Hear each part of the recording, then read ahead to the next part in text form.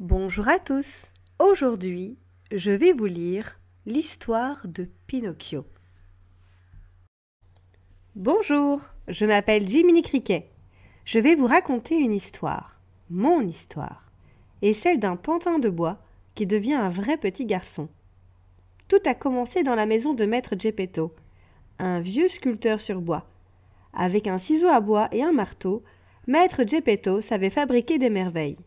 Étagères ouvragées, horloges à coucou, meubles sculptés. Geppetto vivait seul, enfin, pas tout à fait. En effet, son chat Figaro et son poisson rouge Clio lui tenaient compagnie. Mais Figaro et Cléo ne lui suffisaient pas. Il lui manquait quelqu'un près de lui, un enfant. C'est pourquoi, un jour, il sculpta dans un morceau de bois un étonnant pantin qui ressemblait fort à un petit garçon. Il le baptisa Pinocchio parce qu'il trouvait ce nom joli. Ce soir-là, Geppetto regarde le ciel étoilé du fond de son lit en soupirant. « Ah, si tu pouvais devenir un véritable enfant, si tu pouvais être mon fils Pinocchio. » Soudain, il s'écrie. « Regarde, Figaro, l'étoile des vœux. Étoile des vœux, étoile de lumière, puisses-tu réaliser mon vœu le plus cher. » Bah, ce sont des enfantillages, des superstitions, se dit-il, en se retournant dans son lit. Mais plus tard, dans la nuit, tandis que Geppetto, Figaro et Cléo dorment, la fée bleue se glisse sans bruit dans la chambre.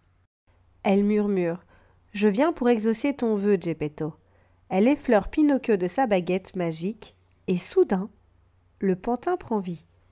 Puis la fée bleue se tourne vers moi. « Jiminy Cricket, tu seras la conscience de Pinocchio. Tu lui apprendras à distinguer le bien du mal. Tu l'encourageras à être brave, généreux et honnête, et il cessera d'être un pantin de bois. Je ferai de lui un véritable enfant. » Pinocchio regarde autour de lui étonné. Ses pas encore maladroits font beaucoup de bruit. Il finit par réveiller Geppetto et Figaro. Le vieil homme n'en croit pas ses yeux. « Oh, mon pantin bouge, il danse et il chante. Mon vœu s'est réalisé, j'ai enfin un fils, même s'il est en bois. » Au petit matin, Geppetto prend une grande décision. « Pinocchio, tu iras à l'école. Je veux que tu apprennes à lire, à écrire et à compter. » Pinocchio, tout fier, prend le chemin de l'école. Mais deux vilains personnages le guettent au détour d'une ruelle. Ce sont deux inquiétants brigands, Grand Coquin et Gédéon. « Gédéon, mon ami, regarde ce que le ciel nous envoie. Un pantin qui marche sans fil. Je suis sûr qu'il va nous rapporter beaucoup d'argent. » Le complice de Grand Coquin, le chat Gédéon, acquiesce de la tête, car il est muet. « Bonjour, mon garçon, » dit le renard d'une voix mielleuse. « Tu as bien choisi ton jour. Le célèbre théâtre de marionnettes de Stromboli est en ville. Suis-nous. Je te promets une grande carrière d'artiste. »« Un théâtre de marionnettes ?» s'exclame Pinocchio ravi. « J'aurais bien aimé y aller, mais j'ai promis à mon père d'aller à l'école. »« Allons, l'école attendra, » insiste le renard. Et l'innocent Pinocchio est entraîné par les deux compères.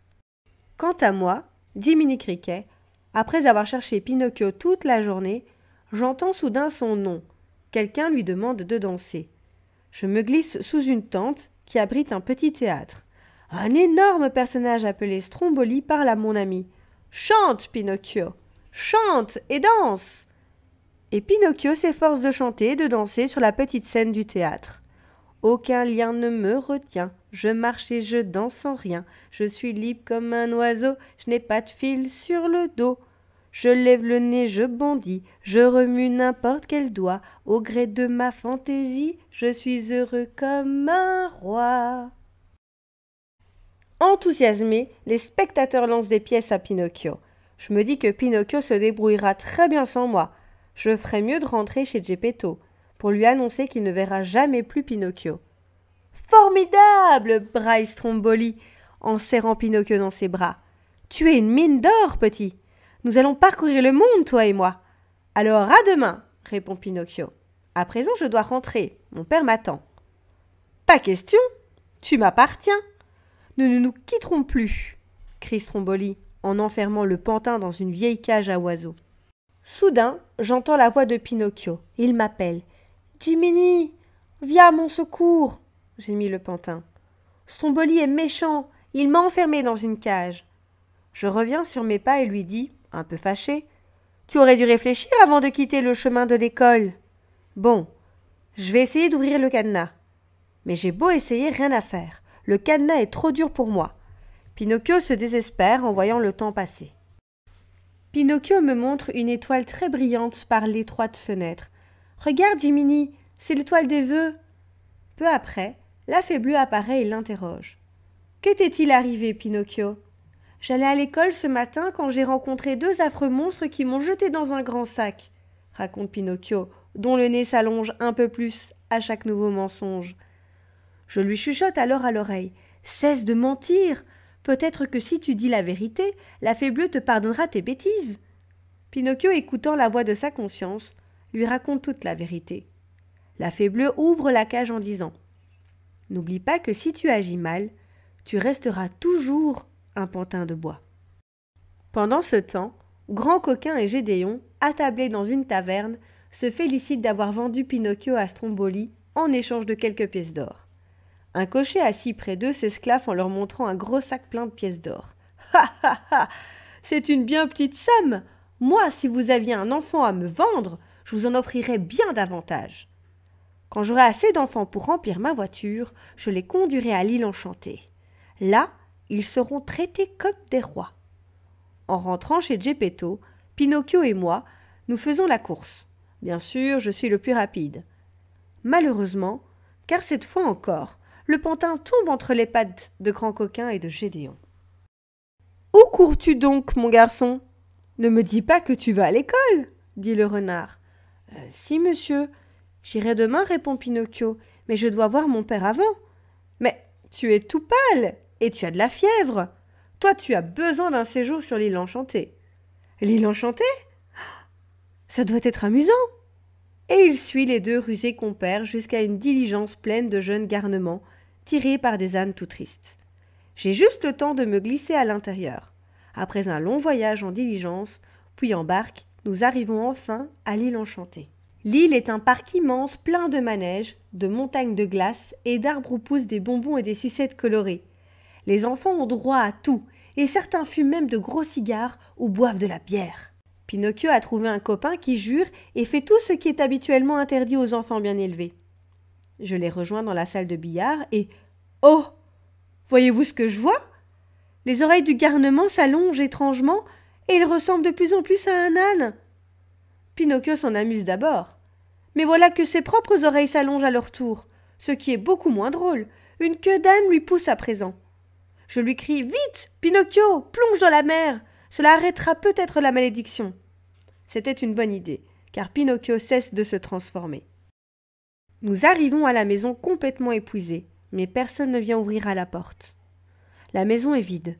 Geppetto, Figaro et Cléo ne sont pas là pour nous accueillir.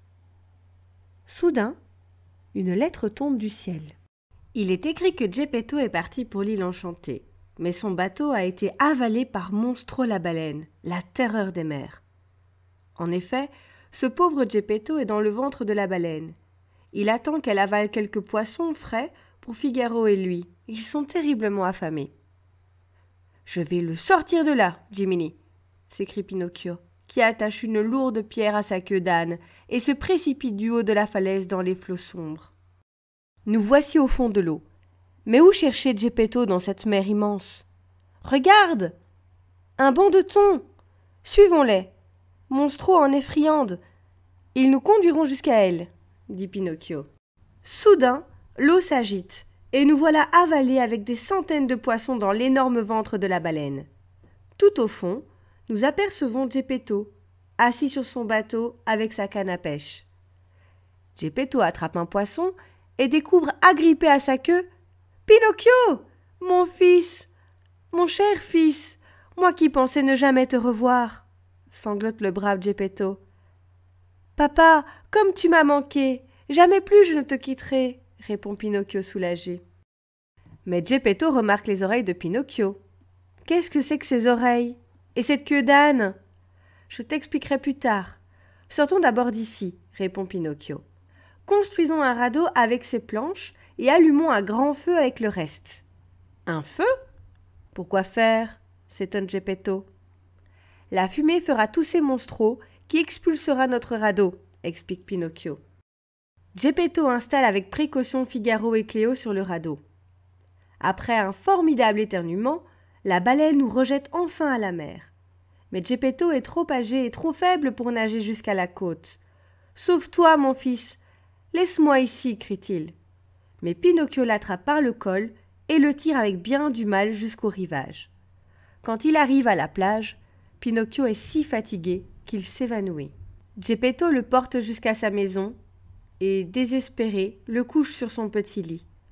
Le vieil homme tombe à genoux et dit « Adieu, mon cher fils, tu as sacrifié ta jeune vie pour ton vieux père. » Soudain, une vive lumière entoure Pinocchio. Le pantin de bois se transforme en un garçon de chair et d'os, un véritable petit garçon bien vivant. Geppetto se met à pleurer, de joie cette fois. « Enfin j'ai un fils! Pinocchio, mon cher fils !» Ainsi la fée bleue a-t-elle récompensé le vieil homme et le courageux pantin, comme promis. Sois brave, généreux et honnête, Pinocchio, et tu cesseras d'être un pantin de bois. Nous sommes arrivés à la fin de cette histoire. Merci de m'avoir écouté et à très vite pour une nouvelle histoire.